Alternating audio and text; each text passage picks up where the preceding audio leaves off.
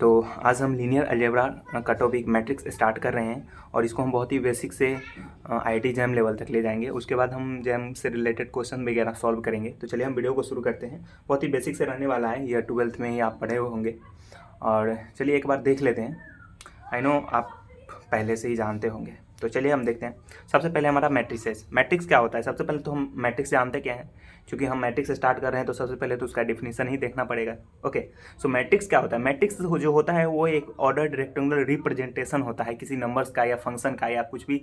आप जब rectangular representation यानी रिप्रेजेंट करते हैं एक रेक्टेंगुलर शेप में, तो उसको बोलते हैं किसी नंबर या किसी फंक्शन को, तो उसको बोलते हैं मैट्रिक्स। ओके, जैसे हम यहाँ पे ड्रॉ कर दिए रेक्टेंगल। ये तो रेक्टेंगल दिख रहा होगा। जैसे यहाँ पे कुछ भी ले लिए, नंबर्स ही ले लिए, 1 2 3 4 6 2, तो ये क्या है? मैट्रिक्स हुआ एक। ओके, यहाँ पर नंबर्स ले लिए, कुछ फंक्शंस ले सकते हैं, एक्स वाई जेड एनीथिंग कुछ। ओके, तो वो हमारा क्या हो जाता है? मैट्रिक्स हो जाता है। अब आ जाता है इसमें हॉरिजॉन्टल मैट्रिक्स, वर्टिकल मैट्रिक्स। सो हॉरिजॉन्टल मैट्रिक्स क्या होता है? जैसा कि नाम से क्लियर है, हॉरिजॉन्टल। हॉरिजॉन्टल मतलब ऐसा मैट्रिक्स का जो रिप्रेजेंटेशन है वो ऐसा होना चाहिए रिप्रेजेंटेशन कि वो हॉरिजॉन्टल टाइप का दिखे, और वर्टिकल टाइप का जब वर्टिकल दिखेगा तो वर्टिकल होगा। अब आप ही माइंड में सोचो कि क्या नंबर ऑफ रोज बढ़ाने से हमको हॉरिजॉन्टल दिखेगा या नंबर ऑफ कॉलम्स बढ़ाने से? तो सिंपल फंडा है, जब आप नंबर ऑफ कॉलम्स को बढ़ाओगे रोज के कंपेयर में, जब नंबर ऑफ कॉलम्स की संख्या ज़्यादा होगा रोज से, तो ये हमारा क्या होगा? हॉरिजॉन्टल मैट्रिक्स होगा। क्योंकि आपको यहाँ दिख रहा होगा 3 ठो हम कॉलम लिए हैं, 2 ठो रोज लिए हैं, तो क्या ये हॉरिजॉन्टल दिख रहा है ना? जबकि वर्टिकल में क्या होना चाहिए? वर्टिकल में क्या होना चाहिए? नंबर ऑफ रोज ज़्यादा होना चाहिए।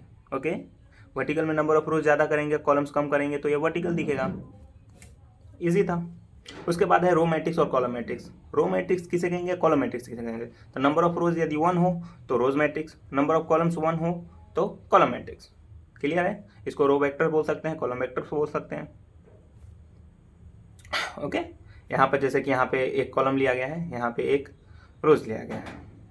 क्लियर है? एग्जाम्पल भी हम साथ साथ लिख दिए हैं, ऐसा कोई दिक्कत होने वाला नहीं है।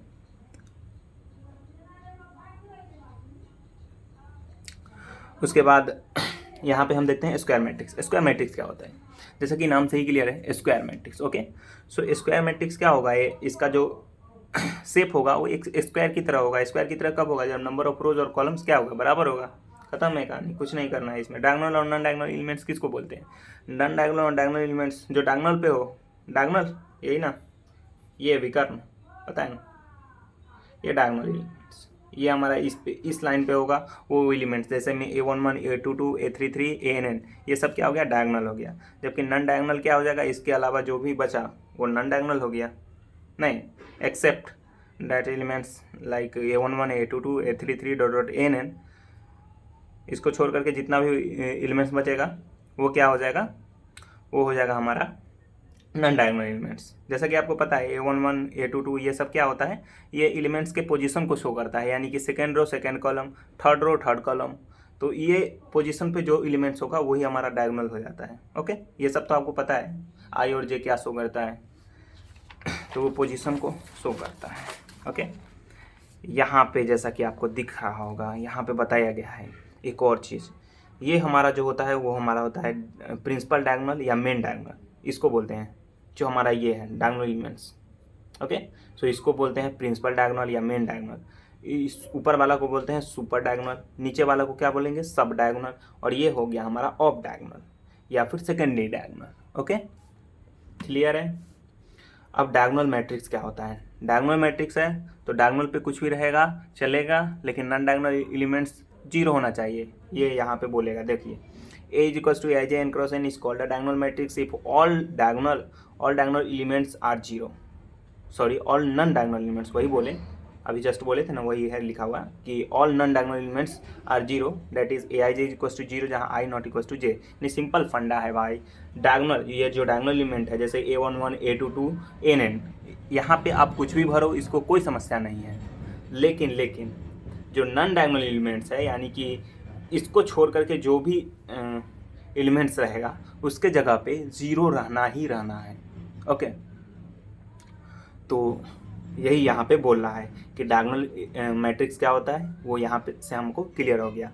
कि आप इसमें कॉम्प्लेक्स से उठा करके भी डाल सकते हो, आप कॉम्प्लेक्स से उठाओ, रियल से उठाओ, जैसा आपको मैट्रिक्स बनाना है बनाओ। बट इसमें प्रॉब्लम ये है कि नॉन डायगोनल एलिमेंट्स जीरो रखना ही रखना है, बाकी जगह डायगोनल पे आप कुछ भी रखो, हमको कोई समस्या नहीं।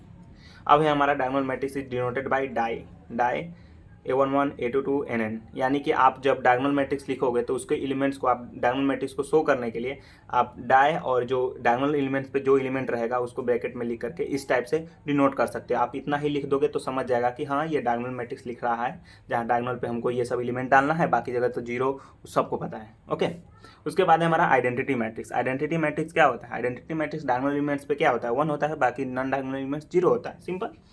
उसके बाद स्केलर मैट्रिक्स। स्केलर मैट्रिक्स में खास बात ये होता है कि उसके डायगोनल एलिमेंट्स पे एक ही फिक्स एलिमेंट्स रहता है, मतलब ये कि अगर 5 लिख दिए तो 5 5 5 5 5 ही रहेगा। ओके, तो वो हमारा स्केलर होता है, यानी कि आई पे ए रहेगा, जहाँ फॉर ऑल आई जो कि 1 2 3 ये थोड़ा सा अच्छे ढंग से लिखा गया है, ऐसे तो हम बोल दिए तो उसे क्लियर हो जाना चाहिए कि हम बोल क्या रहे हैं, कि नॉन डायगोनल पे इसमें भी जीरो रहेगा स्केलर में। बट स्केलर का खास बात ये होता है कि उसमें हम डिस्टिंक्ट एलिमेंट्स डाल सकते हैं डायगोनल मैट्रिक्स में, बट स्केलर में क्या होता है कि आपको एक फिक्स एलिमेंट ही डालना पड़ेगा। अगर आप 4 डाल दिए या 5 डाल दिए तो 5 5 5 ही चलेगा डायगोनल पे, 6 डाले तो 6 6 6 ही चलेगा, मतलब एक फिक्स एलिमेंट रहेगा डायगोनल पे, चेंज नहीं होगा, डिस्टिंक्ट नहीं चलेगा। ओके, डिस्टिंक्ट नहीं चलेगा। तो यही यहाँ पे बोला गया है कि आई पे ए देना है, जहाँ आई 1 2 3, यानी ये सीधा बोल रहा है कि जो डायगोनल एलिमेंट्स है उस पर हमारा एक फिक्स एलिमेंट चलेगा, बाकी जगह पे आपको क्या करेगा, जहाँ आई नॉट इक्वल टू जे है, यानी कि नॉन डायगोनल एलिमेंट्स की बात कर रहा है, यानी जो इसके अलावा जो छोड़ करके जो भी एलिमेंट्स बचा उस एलिमेंट्स की बात कर रहे हैं, वहाँ पे हमको जीरो डालना है। बाकी जगह एक ए चलेगा। ए यहाँ पे कुछ भी हो सकता है, आप बनाना चाहते हैं कॉम्प्लेक्स से उठा करके कॉम्प्लेक्स से बनाइए, रियल से बनाना चाहते हैं स्केलर तो रियल से बनाइए। जैसे हम एक अच्छा उदाहरण देते हैं एग्जांपल, जैसे आइडेंटिटी मैट्रिक्स, ये क्या है? स्केलर मैट्रिक्स है, क्यों? डायगोनल पे 1 1 1 चलता है। तो एक बोला गया कंसेप्ट, ये आपके माइंड में अभी आया होगा कि हर एक डायगोनल मैट्रिक्स क्या स्केलर हो सकता है? नहीं हो सकता है, लेकिन हर एक स्केलर मैट्रिक्स एक डायगोनल मैट्रिक्स होता है। तो वही यहाँ पे लिखा गया है कि every identity matrix is a diagonal matrix and scalar matrix. अच्छा, ये लिख दिया है, कोई दिक्कत नहीं है। आइडेंटिटी मैट्रिक्स जो होता है, एवरी आइडेंटिटी लिखने का क्या जरूरत होता है? एवरी कौन सी होता है भाई? तो यहाँ पे लिखा गया है क्या? Identity matrix is a diagonal matrix and scalar matrix. Of course ये डायगोनल मैट्रिक्स भी है, स्केलर मैट्रिक्स भी है। एक और चीज़ लिखना चाहिए था कि यहाँ पे मैं भी छूट गया होगा या आगे होगा लिखा हुआ, कि हर एक जो डायगोनल मैट्रिक्स होता है वो स्केलर नहीं होता है, लेकिन हर एक स्केलर मैट्रिक्स एक डायगोनल मैट्रिक्स होगा। ओके, ये तो क्लियर ही होगा। आगे चलते हैं। Square null matrix is the scalar matrix and diagonal. Square null लिखा गया है, नल मैट्रिक्स यानी वो 0 0, सारा एलिमेंट्स 0 होगा उसमें। तो null matrix, square null matrix is the scalar and diagonal matrix. Of course null matrix तो स्केलर और डायगोनल दोनों होगा ना, क्योंकि डायगोनल पे तो 0 0 0 है, तो स्केलर का कंडीशन को सेटिस्फाई करेगा, एंड डायगोनल के कंडीशन को सेटिस्फाई ऑलरेडी कर रहे हैं, तो वो तो दोनों हो जाएगा ना, सिंपल। अब अपर ट्रायंगुलर मैट्रिक्स है, UTM। अपर ट्रायंगुलर मैट्रिक्स जैसा कि नाम से क्लियर है, ऊपर वाला में रहेगा एलिमेंट्स, जबकि डायगोनल से नीचे 0 रहेगा। जैसे एग्जाम्पल में यहाँ पे देखते हैं, A = Aij m cross n is called a UTM if Aij = 0 for all i greater than j, जहाँ i जो है वो स्ट्रिक्टली ग्रेटर देन j होगा, जहाँ पे 0 डालना है। तो ये कैसे पता चलेगा? देखिए यहाँ पे, जैसे यहाँ A31 है तो i ग्रेटर देन j है स्ट्रिक्टली, यानी 3 स्ट्रिक्टली बड़ा है, यानी 1 से a, तो यहाँ 3 2 और यहाँ 2 2, तो ये सब 0 हो गया। और ऊपर सिंपल ऐसे भी आप ट्रिक से याद कर लेना कि जो अपर ट्रायंगुलर मैट्रिक्स होता है, अपर बोल रहा है तो अपर में एलिमेंट्स पुट करेंगे, मतलब कुछ भी रैंडम डालेंगे, जबकि डायगोनल से नीचे वाले में हमको क्या करना पड़ेगा? 0 डालना पड़ेगा। डायगोनल से नीचे, डायगोनल लेकर के आपको चलना है, डायगोनल और उसके ऊपर आप कुछ भी डाल सकते हैं, आप मतलब कॉम्प्लेक्स से उठा करके जा रहे हो, जैसा आपको मैट्रिक्स बनाना है, लेकिन डायगोनल से नीचे जो है वो आपको 0 डालना पड़ेगा। और वैसे ही लोअर ट्रायंगुलर मैट्रिक्स में लोअर वाला पार्ट में आप एलिमेंट्स डाल सकते हो, कुछ भी एनीथिंग, और ऊपर में आपको क्या करना पड़ेगा? 0 डालना पड़ेगा। जबकि स्ट्रिक्टली जैसे ही लगा, स्ट्रिक्टली लोअर ट्रायंगुलर मैट्रिक्स या स्ट्रिक्टली अपर ट्रायंगुलर मैट्रिक्स, तो आपको क्या करना है? डायगोनल को भी छोड़ देना है। मतलब अब सिर्फ डायगोनल और उसको नीचे, मतलब अपर स्ट्रिक्टली अपर ट्रायंगुलर मैट्रिक्स है तो डायगोनल और उसके नीचे जीरो पुट करना पड़ेगा और उसके ऊपर में आप एलिमेंट डाल सकते हैं। जैसे अगर इसका एग्जांपल ले तो आपको ये स्ट्रिक्टली अगर बोल दे तो आपको यहाँ से लेकर के यहाँ तक जीरो डालना पड़ेगा, जबकि A12 A13 और A23 ये तीन ही एलिमेंट में आप कुछ भी डाल सकते हो। ओके, तो ये हो गया हमारा यहाँ पे क्लियर। स्ट्रिक्टली वगैरह समझ में आ गया, सिंपल था, बहुत ईजी था। तो चलिए हम आगे बढ़ते हैं। ट्रिवियल एंट्रीज और नॉन ट्रिवियल एंट्रीज, इसमें बहुत ज़्यादा कन्फ्यूजन कभी कभी हो जाता है जब पूछ देता है कि इसमें कितना ट्रिवियल एंट्रीज होगा, यहाँ से क्वेश्चन वगैरह आ सकता है। तो ये सब कंसेप्ट याद रखिएगा, बाद में बहुत काम आएगा ये सब, बहुत ज़्यादा। मतलब इसको आप भूलिएगा, मतलब दिमाग से नहीं उतारिएगा भूल से भी। तो ये सब काम आएगा आगे चल के जब आप क्वेश्चन सॉल्व करेंगे, बहुत मजा आएगा उसमें, इंतजार कीजिए। सो ट्रिवियल एंट्रीज क्या होता है? Entries of the matrix which are dependent और dependent upon other entries are called trivial entries. मतलब क्या कि जैसे हम सिंपल फंडा है, हम एग्जांपल लेते हैं, जैसे हम किसी पर डिपेंड हो रहे हैं मतलब हम हो गए ट्रिवियल, यानी कि जो अदर एंट्रीज पे डिपेंड कर रहा है तो वो ट्रिवियल एंट्रीज हो गया। जबकि जो स्वतंत्र है, फ्री है, मतलब हम कुछ भी डाल रहे हैं उसमें, कुछ भी डाल रहे हैं, वो डलाते मतलब कुछ भी एलिमेंट्स डाल रहे हैं उठा करके, हम फ्री हैं उसमें डालने के लिए, तो वो हमारा नॉन ट्रिवियल हो गया। यहाँ पे कन्फ्यूजन क्यों होता है? क्योंकि यहाँ पर जैसे नॉन ट्रिवियल बोला ना तो सबके माइंड में यही आता है पहले, अगर थोड़ा सा भी याद नहीं होगा तो वो कन्फ्यूज हो जाता है। क्यों होता है? यहाँ पर नॉन ट्रिवियल लिखा है तो समझता है कि ओ नॉन ट्रिवियल मतलब होगा डिपेंडेंट वाला ही होगा, लेकिन नहीं, ये गलती नहीं करना। नॉन ट्रिवियल मतलब फ्री होता है, नॉन ट्रिवियल मतलब फ्री, नॉट फ्री नहीं, फ्री। और नॉट फ्री कौन? ट्रिवियल में नॉट फ्री। तो इसका अपोजिट याद रखिएगा, मतलब ट्रिक है, ट्रिक टाइप का आप कंसेप्ट यहाँ पे अपने माइंड में रखिएगा कि नॉन ट्रिवियल बोल रहा है तो मतलब फ्री इंट्रीज, और फ्री इंट्रीज मतलब क्या होता है? इंडिपेंडेंट, मतलब वो किसी भी एलिमेंट्स या अदर इंट्रीज पे वो डिपेंड नहीं करेगा। तो entries of the matrix which are independent from the other entries are called the non trivial entries. Okay, clear है? ये दोनों कंसेप्ट क्लियर हो गया होगा। यहाँ पे एक बॉक्स बनाकर भी लिख दिया गया है कि ट्रिवियल मतलब नॉट फ्री या डिपेंडेंट, नॉन ट्रिवियल मतलब फ्री। ओके, अब यहाँ पे जैसे हम एक मैट्रिक्स लेते हैं 3x3 का, AIJ कॉम्प्लेक्स से उठा करके डालते हैं, मतलब ये सारा एंट्री जो है कॉम्प्लेक्स से फ्री कर दिया है। समझ रहे हैं ना कि कॉम्प्लेक्स से आप इसमें इस मैट्रिक्स को डिफाइन कीजिए और कॉम्प्लेक्स से कुछ भी डालते जाइए। तो यहाँ पर तो आपको दिख रहा होगा कि ये तो रहा, इसमें तो 9 पोजीशंस खाली है, मतलब 9 एंट्रीज पुट होगा, और 9 वो बोल रहा है क्या कि आप कॉम्प्लेक्स उठा करके कुछ भी डालो। तो यहाँ तो सब फ्री है ना, सब फ्री है, सब कुछ भी डाल सकते हैं हम। तो सब फ्री है तो नॉन ट्रिवियल कितना हो जाएगा? 9 हो जाएगा, जबकि ट्रिवियल एंट्रीज कितना हो जाएगा? 0 होगा, एक भी डिपेंड नहीं करेगा। ओके, जब हम सिमेट्रिक वगैरह पढ़ेंगे, इसकी सिमेट्रिक हर्मिशियन वगैरह, तब पता चलेगा कि उसमें आएगा डिपेंड करने वाला आएगा। ओके, सो अभी नहीं आएगा, अभी हम ट्रिवियल वगैरह भी अभी और थोड़ा सा कंसेप्ट क्लियर करते हैं। यहाँ पे एक और बात बोला गया है कि as equals to AIJ n cross n, AIJ complex से ले रहे हैं तो number of non trivial entries कितना होगा? तो n क्रॉस n है, कॉम्प्लेक्स से उठा रहे हैं, सब फ्री कर दिया है इसमें। तो जैसा कि यहाँ पर इसी टाइप का था, मतलब 3x3 का लिए थे, उसी टाइप का इसमें भी एग्जाम्पल लिया गया है। तो यहाँ पर तो सब फ्री है, तो इसमें टोटल कितना हो जाएगा? n इंटू n, यानी n स्क्वायर नॉन ट्रिवियल, जबकि ट्रिवियल कितना है? 0 है। As equals to AIJ n cross n, AIJ C से लेंगे, इज डायगोनल। अच्छा जी, तो यहाँ पे एक काम किया गया है कि यहाँ पे AIJ कॉम्प्लेक्स से ले रहा है, लेकिन ये क्या है? इस डायगोनल, ये एक डायगोनल मैट्रिक्स है। तो डायगोनल मैट्रिक्स में आपको पता है कि सिर्फ डायगोनल वाला जो एलिमेंट है वही होगा हमारा फ्री, बाकी बात तो सब फिक्स है ना, एलिमेंट 0 है तो सब एक दूसरे पे क्या हो रहा है? फिक्स अगर एलिमेंट है तो वो ट्रिवियल में ही काउंट होगा। जैसे 0 0 हम फिक्स कर दिए, वो तो मतलब कुछ भी डालने के लिए रिस्ट्रिक्ट कर रहा है ना, रिस्ट्रिक्ट कर रहा है वहाँ पे। तो जैसे ही रिस्ट्रिक्ट करा वो किस में जाएगा? ट्रिवियल में जाएगा, यानी नॉट फ्री, वो फ्री नहीं है। तो फ्री नहीं है, सिर्फ डायगोनल मैट्रिक्स में से तो सिर्फ डायगोनल वाला फ्री है ना। हम बोले थे ना कि डायगोनल मैट्रिक्स में जो डायगोनल एलिमेंट्स होता है उसमें आप कुछ भी डाल सकते हो, बाकी जो नॉन डायगोनल एलिमेंट्स होता है उसमें आपको 0 पुट करना ही पड़ेगा। ये इसका कंडीशन होता है डायगोनल मैट्रिक्स का। तो सेम यहाँ पे कंडीशन पे जब हम अप्लाई करेंगे तो ट्रिवियल एंट्रीज की बात कर रहा है, तो ट्रिवियल एंट्रीज कितना हो जाएगा? n स्क्वायर माइनस n, यानी कि जो टोटल एंट्री मतलब टोटल जो एलिमेंट्स है उसमें से जो डायगोनल एलिमेंट्स है उसको माइनस कर देंगे, तो जो बचा वो हमारा डिपेंडेंट एंट्रीज यहाँ से निकल गया। और नॉन ट्रिवियल एंट्रीज यानी फ्री एंट्रीज कितना होगा? जितना डायगोनल पे एलिमेंट्स होगा, डायगोनल पे एलिमेंट्स कितना है? n एलिमेंट्स है, तो ये हमारा n हो गया। बहुत ही ईजी था। अब यहाँ पे हम SUTM की बात कर रहे हैं, स्ट्रिक्टली अपर ट्रायंगुलर मैट्रिक्स। तो स्ट्रिक्टली अपर ट्रायंगुलर मैट्रिक्स में यहाँ पे बात क्या कर रहा है? आई थिंक ये SUTM में ट्रिवियल और नॉन ट्रिवियल की बात कर रहा है। ओके, सो फ्री एंट्रीज कितना होगा इसमें SUTM में? सो SUTM में फ्री एंट्रीज कितना होगा, इसके लिए हम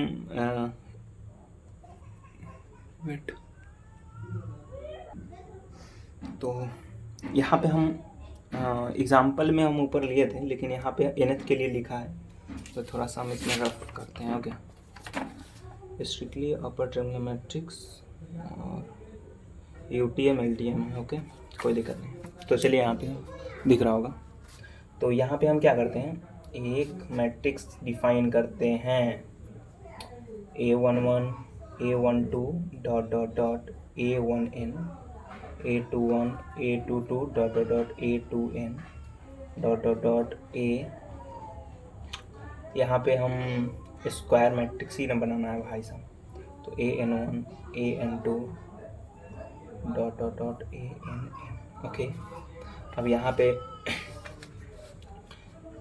हम सबसे पहले UTM में फ्री एंट्रीज फाइंड करते हैं। ओके, सो UTM में फ्री एंट्रीज फाइंड करने के लिए हम क्या करना पड़ेगा, UTM में यानी अपर ट्रायंगुलर मैट्रिक्स, यानी यहाँ से लेकर के यहाँ तक हमको एंट्रीज फाइंड करना है, और यहाँ से यहाँ तक क्या हो जाएगा, 0 पुट करना है। ये 0 पुट होगा, जबकि फ्री इतना ही एलिमेंट्स होगा। अब इसको हमको काउंट करना है कि ये कितना होगा, तो हमको जनरलाइज लिखना है यहाँ पे, ताकि जब क्वेश्चन पूछा जाए, जब क्वेश्चन सॉल्व करना हो, तो पट से वे मतलब याद रहना चाहिए उसी समय, ऐसा नहीं हो कि हम निकालने बैठ गए, तो उस समय याद रहना चाहिए। खैर वो रिज़ल्ट तो आप देख लोगे तो हो जाएगा, लेकिन कंसेप्ट क्लियर होना बहुत ज़रूरी है कि आखिर आता कैसे है।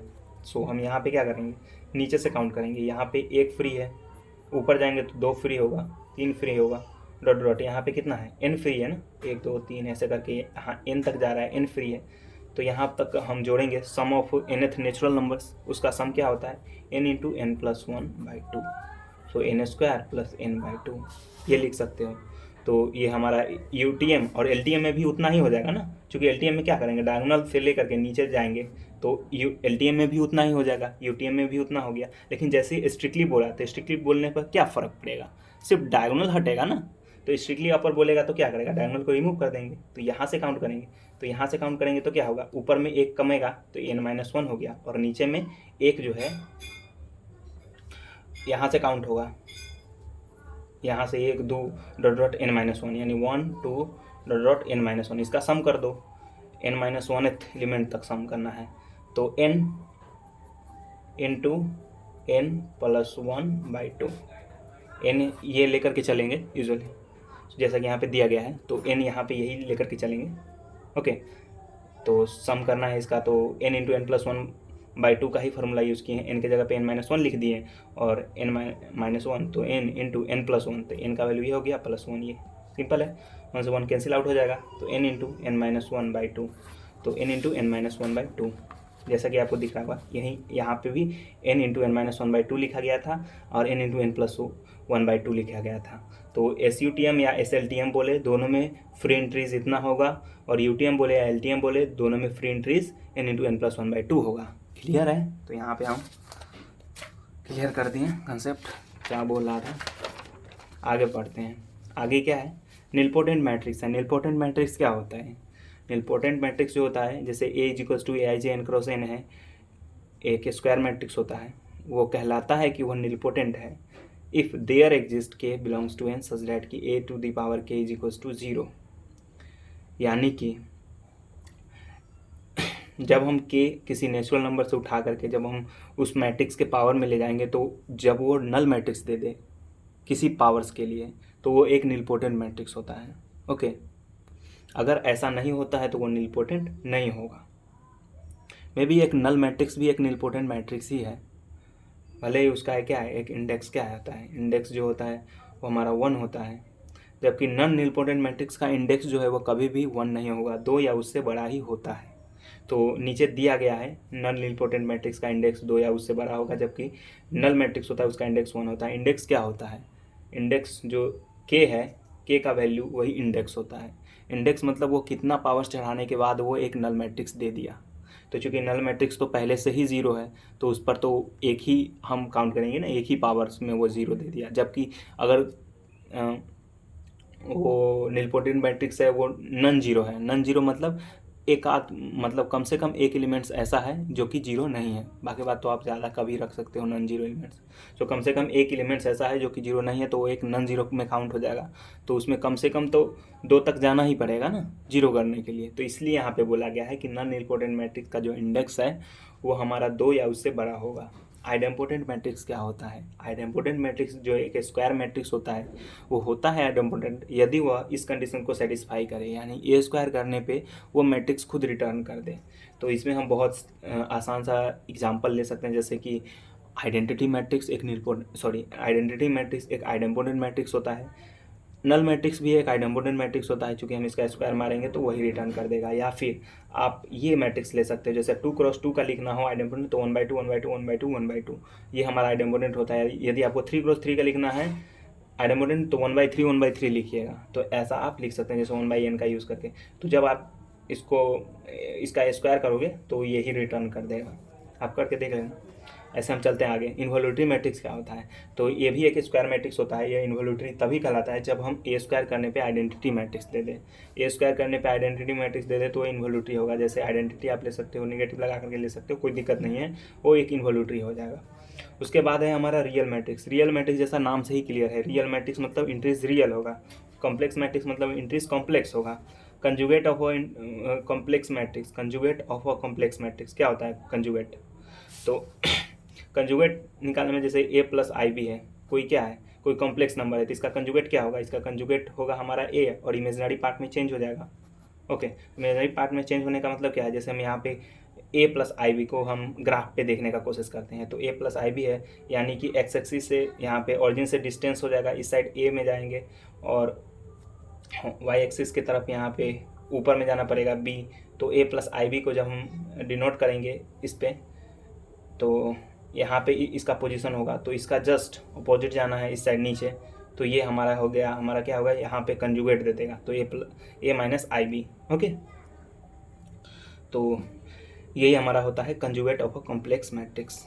मैट्रिक्स नहीं बोल सकते, अभी नंबर्स का ही हम बात किए हैं कि कॉम्प्लेक्स नंबर्स का कंजुगेट कैसे फाइंड करते हैं। तो वही अगर हम मैट्रिक्स में इंप्लाई कर देंगे तो वो एक मैट्रिक्स क्या हो जाएगा? मैट्रिक्स कंजुगेट निकल जाएगा, मतलब उसमें कि हर एक एलिमेंट्स का कंजुगेट निकाल करके पुट कर दिए। तो ओके, अभी ये कंजुगेट इसलिए बता रहे हैं क्योंकि जब आप हर्मिशियन वगैरह पढ़ोगे तो उसमें अभी आएगा, यूज़ होगा उसमें। ओके, सो हम यहाँ पे देखते हैं कंजुगेट, इसका प्रॉपर्टी लिखा गया है। जैसे कि आप कोई मैट्रिक्स लेते हो, उसका कंजुगेट मारते हो, तो एक बार कंजुगेट मारोगे तो उसके इमेजिनरी पार्ट में चेंज हो जाएगा, और डबल फिर कंजुगेट मारोगे तो क्या होगा? जो चेंज किए हो वो फिर से पहले जैसा हो जाएगा। तो इसलिए कंजुगेट का कंजुगेट 2 बार मार देते हैं तो वही रिटर्न कर देगा। सही बोला है।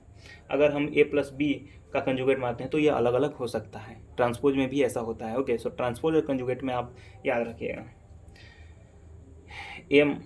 ए बी है तो ए बी का कंजुगेट ए कंजुगेट बी कंजुगेट होता है, या ए माइनस बी का कंजुगेट ए कंजुगेट बी कंजुगेट होता है, या के का कंजुगेट जो होता है के कंजुगेट ए कंजुगेट होगा यदि के कॉम्प्लेक्स से है। अगर रियल से है तो आपको पता है कि रियल नंबर्स पे कंजुगेट का कोई असर नहीं पड़ता है। जैसे हम 2 लिए तो इसमें तो इमेजिनरी पार्ट ही 0 है, इमेजिनरी पार्ट क्या है? 0 है ना। तो इमेजिनरी पार्ट जब 0 है तो कंजुगेट वाला में क्या होता है? चेंज होता है इमेजिनरी पार्ट में। जब इमेजिनरी पार्ट ही नहीं है तो चेंज कहाँ होगा? तो रियल जब के रहेगा तो कोई दिक्कत नहीं है, के को आप बाहर करके सिर्फ ए पे कंजुगेट ही लगा करके आप काम चला सकते हो। ट्रांसपोज क्या होता है? ट्रांसपोज क्या होता है? ट्रांसपोज ऑफ मैट्रिक्स होता क्या है? तो A M cross N, then transpose of A is obtain by the interchanging rows and columns of A.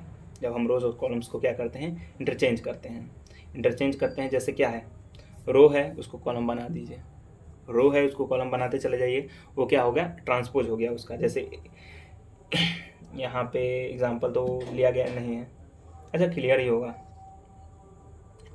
Position इसका क्या हो जाता है? एलिमेंट्स का चेंज हो जाता है। जैसे 1 3 पे है तो 3 1 पे हो जाएगा। जैसे यहाँ पे लेते हैं एक एग्जांपल लेते हैं, 2 है 3 है 4 है 2 है, इसका ट्रांसपोज मारेंगे तो क्या होगा? 2 3 4 2। देखिए यहाँ पे ये किस पोजीशन पे था? 2 1 पे। ये कहाँ पे चला गया? 1 2 पे। ये हमारा किस पोजीशन पे? 1 1 पे। यहाँ पर भी 1 1 है, चेंज करेंगे। ये क्या था? 1 2, तो कहाँ चला गया? 2 1 पे। तो ये हमारा ट्रांसपोज का कंसेप्ट होता है।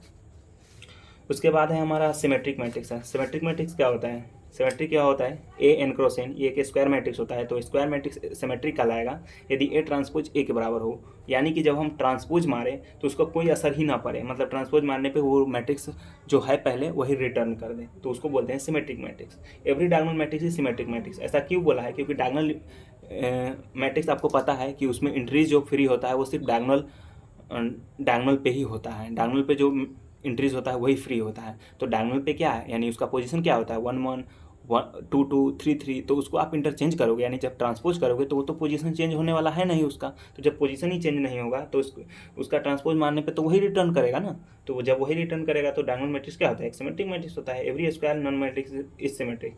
एवरी स्क्वायर और नल बोल दिया, नल बोला भाई पूरा इंट्रीज ही जीरो है, तो वो तो सिमेट्रिक कहने में हमको कोई दुविधा नहीं है। उसके बाद है हमारा एसक्यू सिमेट्रिक। एसक्यू सिमेट्रिक में क्या होता है कि ए ट्रांसपोज माइनस ए के बराबर हो जाता है। ओके, तो all diagonal elements of SQ symmetric matrix is zero. अब ऐसा ये क्यों बोल रहा है, ऐसा ये क्यों बोल रहा है, ये तो आप माइंड में सोचोगे तो आपको क्लियर हो जाएगा कि आखिर यहाँ पे क्यों बोला कि एसक्यू सिमेट्रिक मैट्रिक्स का डायगोनल जीरो ही रखना पड़ेगा। ये इसलिए क्योंकि आपको पता है कि ए ट्रांसपोज करेंगे, ए ट्रांसपोज यानी ए ट्रांसपोज करने पे माइनस ए दे रहा है, और माइनस ए दे रहा है, और आपको पता है डायगोनल का जो इंट्रीज होता है यानी कि A11 A1 2 तो इसका हम रो को कॉलम में, कॉलम को रो में चेंज करेंगे तब भी इसका पोजीशन क्या रहेगा, जैसे 2 2 है तो 2 को इस साइड लिख दो, E2 को उस साइड, कोई फर्क पड़ने वाला तो है नहीं, तो पोजीशन तो वही रहेगा एलिमेंट्स का ना। तो आप निगेटिव कैसे ला सकते हो, निगेटिव लाना पॉसिबल ही नहीं है ट्रांसपोज करके डायगोनल पे, हम डायगोनल पे बात कर रहे हैं। ओके, खैर इस पोजीशन पे जैसे 1 2 पे रहेगा और 2 1 पे रहेगा, तो यहाँ का निगेटिव यहाँ लिख देंगे तो काम चल जाएगा, जब ट्रांसपोज मारेंगे तो ये इंटरचेंज हो जाएगा और फिर निगेटिव बाहर निकाल सकते हैं। ओके, तो यहाँ पर तो हो जाएगा नॉन डायगोनल एलिमेंट्स पे, यानी जो नॉन डायगोनल एलिमेंट्स है वहाँ पे, लेकिन यहाँ पे आपको जीरो डालना ही पड़ेगा, क्योंकि अगर आप जीरो नहीं डालोगे तो पॉसिबल ही नहीं, आप बना ही नहीं सकते एसक्यू सिमेट्री, यानी आप निगेटिव बाहर कैसे निकाल सकते हो, कभी भी नहीं निकाल सकते, क्योंकि इसका एलिमेंट्स का पोजीशन ही चेंज नहीं होता है। अब सोचो आप, जैसे इसका पोजीशन 1 है, अगर ट्रांसपोज मारने के बाद भी 1 ही रहेगा, नेगेटिव आएगा कहाँ से? कोई अदर एलिमेंट जैसे इस पर अगर कोई दूसरा डिपेंड रहता तब ना उसमें हम नेगेटिव मार देते, और जब ट्रांसपोज होता तो ये नेगेटिव यहाँ पे आ जाता, माइनस बाहर फेंक देते, लेकिन ऐसा तो कुछ हो नहीं रहा है, तो हमें यहाँ पे जीरो डालना ही पड़ेगा, कोई उपाय नहीं है, क्योंकि डायगोनल एलिमेंट्स का पोजीशन चेंज नहीं होता है, वो वही का वही रहेगा। यानी 2 रखे हैं A11 पे, तो ट्रांसपोज मारने के बाद भी वो A11 पे ही रहेगा और 2 ही रहेगा, क्योंकि 2 है तो 2 ही रहेगा। तो इस वजह से यहाँ पे क्या बोला है कि एसक्यू सिमेट्रिक मैट्रिक्स का जो डायगोनल एलिमेंट्स होता है वो हमारा जीरो होता है। उसके बाद यहाँ पे हम बहुत ही प्यारा सा एक एग्जाम्पल लिया गया है, as equals to as n cross n number of symmetric matrix with entries 0 1 2। Number of symmetric matrix क्या होगा, तो वैलिड एंट्रीज देखिए और फ्री एंट्रीज, आपको पता है सिमेट्रिक मैट्रिक्स में फ्री एंट्रीज कितना होता है, सिमेट्रिक मैट्रिक्स में फ्री एंट्रीज कितना होता है तो ये हमारा होता है n इंटू एन प्लस 1/2। अब कैसे होता है, आप ये सोच रहे हो ये होता कैसे, जबकि एसक्यू सिमेट्रिक में क्या होता है, ये आगे लिखा होना चाहिए।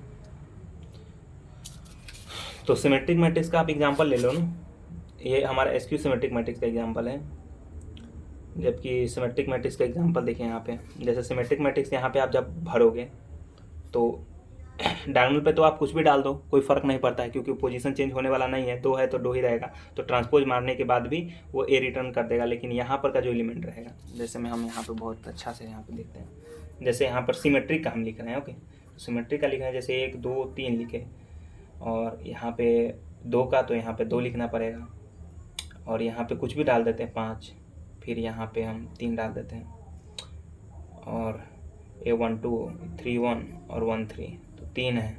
यहाँ पे 2 3 पर जो एलिमेंट है 2 3 पे कौन सा है, ये हमारा 3 है तो 3 डाल देते हैं, जबकि यहाँ पे हम कुछ भी डाल सकते हैं 7। तो ये जो बना ये क्या है, एक सिमेट्रिक मैट्रिक्स है। जब आप इसको ट्रांसपोज करोगे, यानी जब इसको आप ट्रांसपोज मारोगे तो ये क्या करेगा, ए रिटर्न कर देगा। तो जैसे ये रिटर्न करेगा, हम यहाँ पे क्या हो रहा है, हमारा फ्री कितना है, यहाँ से लेकर के यहाँ तक फ्री है ना, बाकी जो बचा यहाँ पे क्या हो रहा है वो डिपेंड कर रहा है, जैसे यहाँ पे जो है वो वही यहाँ पे रखना पड़ेगा, तभी जा करके ट्रांसपोज होगा, तो ये यहाँ पे जाएगा और ये यहाँ पे आएगा तो ए रिटर्न कर देगा। क्लियर है? सो फ्री तो यहाँ तक इतना ही हुआ, यानी कि जब हम जनरलाइज लिखना चाहेंगे तो क्या लिखना पड़ेगा, आपको दिख रहा होगा यहाँ पे ट्रेंगल टाइप का। तो जब हम ट्रेंगुलर मैट्रिक्स के बारे में हम जब पढ़ रहे थे तो हम इसी टाइप का शेप आया था, तो उसमें हम क्या किए थे, यहाँ पे नीचे सबसे नीचे वाले में एक फ्री था, वैसे वैसे करके यहाँ पर देखिए यहाँ से यहाँ तक है। तो अगर हम n क्रॉस n की बात करेंगे, यहाँ पे तो 3 क्रॉस 3 था, तो जब हम n क्रॉस n की बात करेंगे तो 1 से लेकर के n तक फ्री होगा। तो 1 से n तक नेचुरल नंबर का सम का फार्मूला क्या होता है, n इंटू एन प्लस 1/2 होता है। तो ये हमारा क्या हो गया, सिमेट्रिक मैट्रिक्स में नंबर ऑफ फ्री एंट्रीज होता है हमारा n इंटू एन प्लस 1/2 हो जाता है। और यहाँ पे पॉसिबल मैट्रिक्स फाइंड करने के लिए पूछ रहा है, तो वैलिड एंट्रीज 0 1 2 है, तो 3 हो गया, 3 टू दी पावर यहाँ पे free entries n into n plus 1/2 हो गया। सो सिंपली हम यहाँ पे फाइंड कर लिए कि मैट्रिक्स कितना होगा।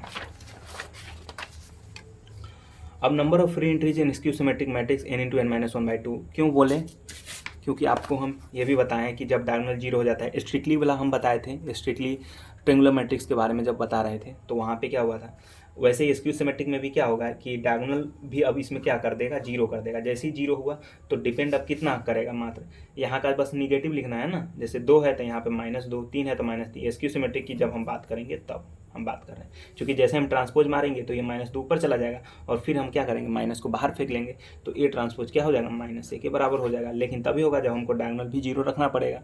तो डायगोनल 0 रखेंगे तो क्या कितना डिपेंड करेगा, तो डायगोनल से लेकर के ऊपर वाला फ्री होगा, या फिर आप नीचे वाला भी बोल सकते हो, तो दोनों में से कोई एक ही बोलना पड़ेगा। तो यहाँ पर हम ऊपर वाला लेकर के चल रहे हैं, तो डायगोनल को छोड़ देंगे, चूँकि यहाँ पे 0 0 हो गया तो ये डिपेंड कर गया, तो डायगोनल से ऊपर वाला, तो यहाँ से एक काउंट होगा, और चूँकि यहाँ पे एक घट जाएगा, एक ये यहाँ का जो एलिमेंट है वो घट जाएगा, तो n-1 फ्री होगा। तो 1 से n-1 यानी 1 से n-1 तक सम करेंगे तो क्या होगा, अभी जस्ट हम थोड़ा देर पहले निकाले थे n इंटू n-1/2, तो ये हमारा हो गया, हमारा n इंटू n-1/2 आया था। तो स्क्यू सिमेट्रिक मैट्रिक्स में फ्री एंट्रीज इतना हो गया। उसके बाद है हमारा number of skew symmetric matrix with entries कितना है, 1 2 -1 -2, तो कितना होगा, 1 लिया है, 2 लिया है, सॉरी। तो यहाँ पे बोल क्या रहा है कि number of skew symmetric matrix लिखना है, और एंट्रीज जो दे रहा है हमारा 1 2 -1 -2 दे रहा है। सही तो है, बट एक एलिमेंट्स इसमें छोड़ा है, क्या कि 0। जब चूँकि डायगोनल पे हमको 0 तो डालना ही पड़ेगा स्क्यू सिमेट्रिक में, और वही नहीं रहेगा तो एक भी मैट्रिक्स बनाना पॉसिबल नहीं है। आप सिंगल स्क्यू सिमेट्रिक मैट्रिक्स इतना एंट्री से नहीं बना सकते। तो यहाँ पे इसका आंसर क्या हो जाएगा, 0 हो जाएगा। वही यहाँ पे एक लिखा गया है कि A = Aij n cross n number of skew symmetric matrix with entries 0 1 -2i -1 + 2i 6 3i -i। सो हमको क्या बनाना है, रुकिए थोड़ा सा। सो यहाँ पे बोला क्या गया है कि दिख रहा होगा, ओके। सो यहाँ पे बोला क्या गया है कि number of skew symmetric matrix है, एंट्रीज है 0 है, 1 - 2i है, -1 + 2i है, i है, -i है। सही है। अब हमें देखना क्या है कि 0 भी है, इसमें दिक्कत नहीं है, ऊपर वाले में 0 से प्रॉब्लम था, इसका नेगेटिव भी रहना चाहिए। जैसे 1 - 2i का नेगेटिव क्या होगा, -1 + 2i। उसके बाद 6 का नेगेटिव नहीं है तो ये नहीं चलेगा, 3 का नेगेटिव नहीं है ये भी नहीं चलेगा, i और -i है, चलेगा। तो 1 2 3 4 5, तो वैलिड एंट्री 5 हो गया। फ्री n इंटू n-1/2 होता है। पॉसिबल मैट्रिक्स क्या होता है, 5 to the power n into n-2 हो जाएगा, ठीक है।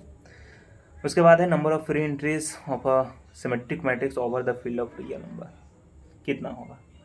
तो over the field of real number पे हमको बोल रहा है सिमेट्रिक मैट्रिक्स में नंबर ऑफ फ्री एंट्रीज क्या होगा। चूँकि आपको पता है कि फील्ड रियल है बट एंट्रीज के बारे में बोला नहीं है, तो एंट्रीज हम क्या लेकर के चलेंगे, हमेशा ही सबसे बड़ा कौन सा है, कॉम्प्लेक्स है, सबसे बड़ा फील्ड कॉम्प्लेक्स की बात करेंगे। तो कॉम्प्लेक्स की बात करेंगे तो एंट्रीज यहाँ पे क्या जाएगा, a+ib टाइप का होगा एंट्रीज। अब इसमें बोल रहा है over the field of real number, तो हर एक एंट्रीज पे रियल में कितना फ्री है, 2 ठो फ्री है। क्योंकि हम यहाँ पे इंट्रीज की बात नहीं किया है, हम कॉम्प्लेक्स की बात करेंगे। सो कॉम्प्लेक्स लेकर के अपन को चलना पड़ेगा। तो यहाँ पे 2 फ्री है, हर एक एलिमेंट के लिए यहाँ पे 2 फ्री है, यानी एक पोजीशन पे 2 फ्री। तो यहाँ पे n टोटल फ्री कितना होता है, n इंटू n+1/2 होता है सिमेट्रिक में। तो 2 से मल्टीप्लाई कर देंगे, सिंपल है। क्योंकि हर एक एंट्रीज में दो ठो फ्री है, तो 2 से मल्टीप्लाई कर देंगे तो पता चलेगा फ्री कितना है। तो 2 से 2 कैंसिल है, तो n इंटू n+1/2 हो जाएगा फ्री। ओके, एक छोटा सा एग्जाम्पल लेते हैं, जैसे यहाँ पे 2 + 3i है, 4 है, 6 है, 8 है।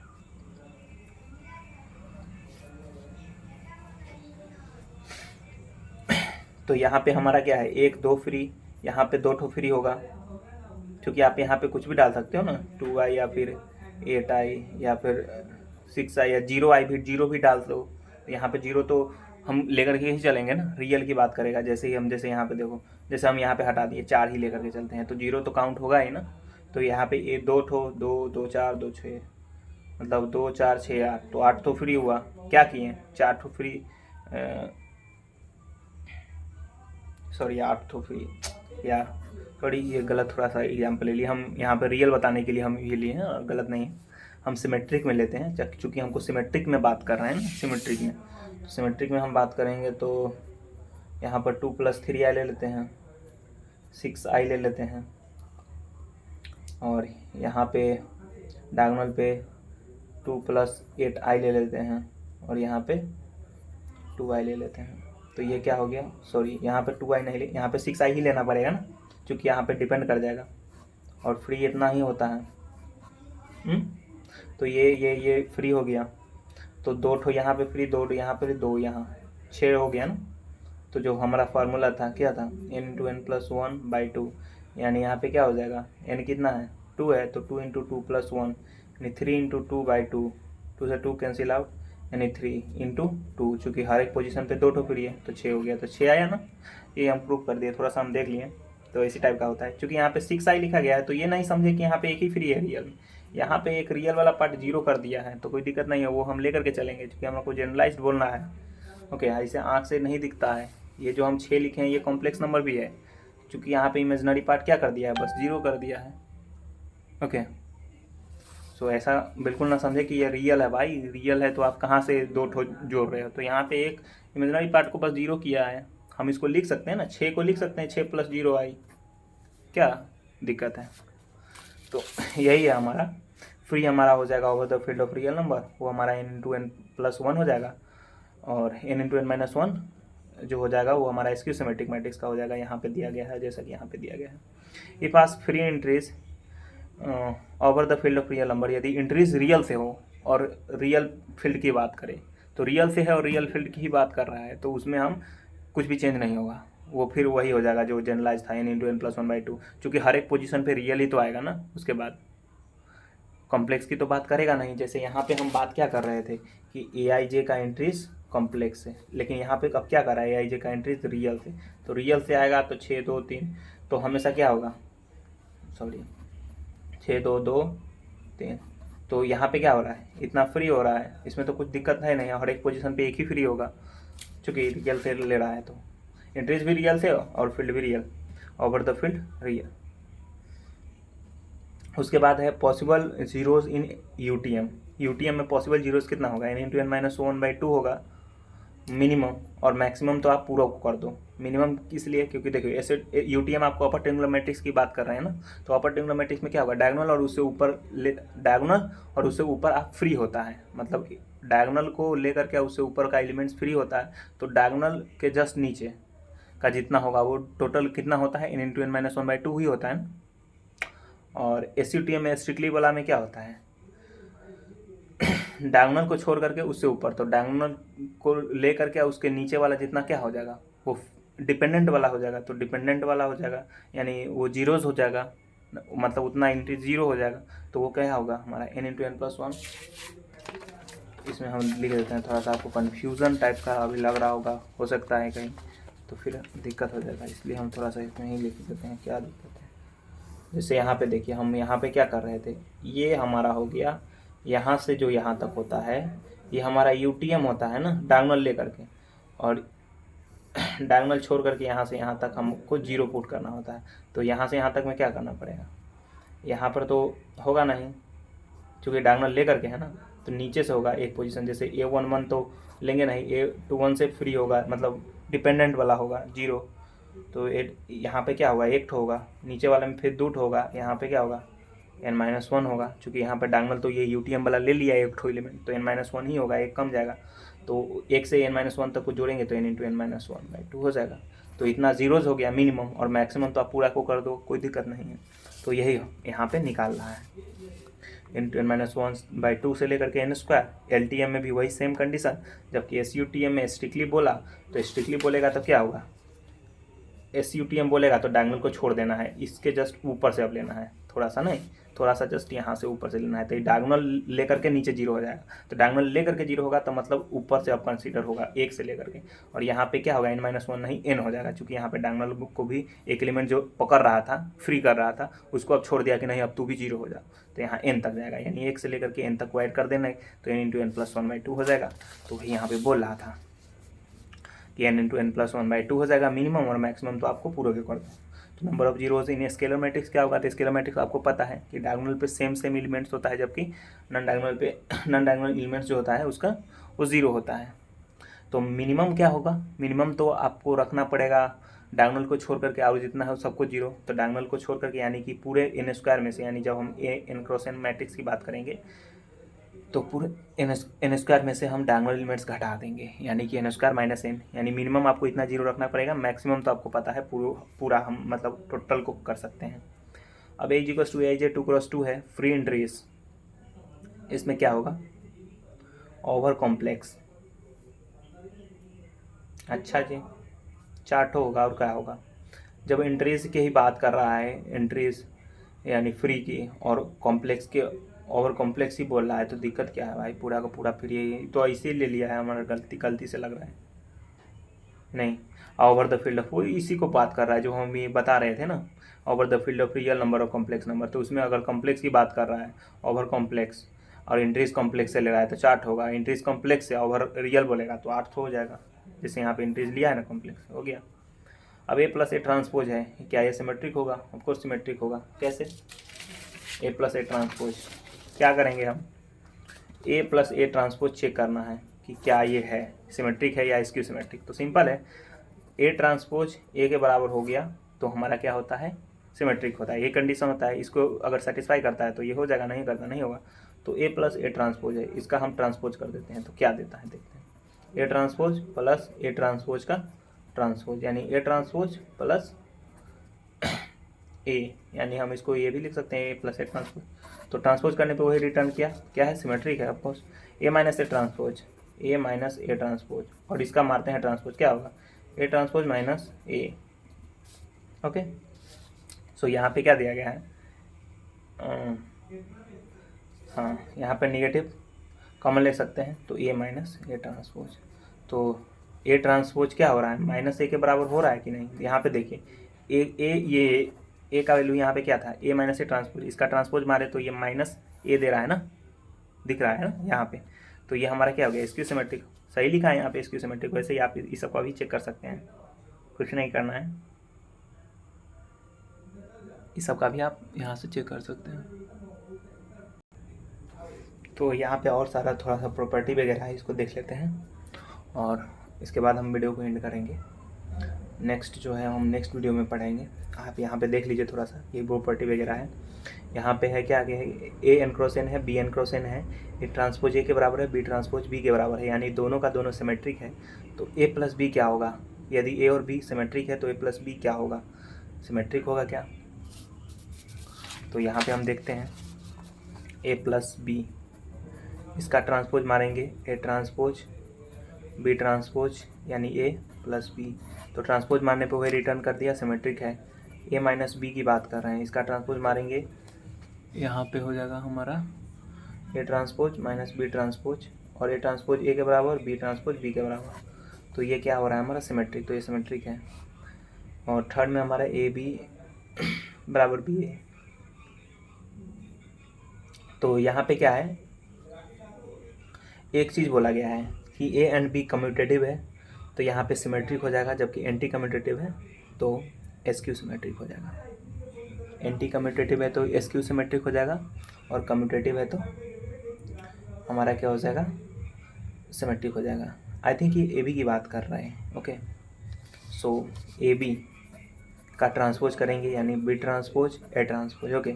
सो B और A हो गया, तो BA बराबर यदि AB है, मान लीजिए BA बराबर AB है, यानी कम्यूटेटिव है, ओके। तो ये हम यहाँ पे ए बी लिख देंगे तो ये क्या हो जाएगा, सिमेट्रिक हो जाएगा। और एंटी कम्यूटेटिव यानी कि बी ए जो है वो माइनस ए बी के बराबर है। ओके, एंटी कम्यूट कर रहा है तो ये हमारा क्या हो जाएगा,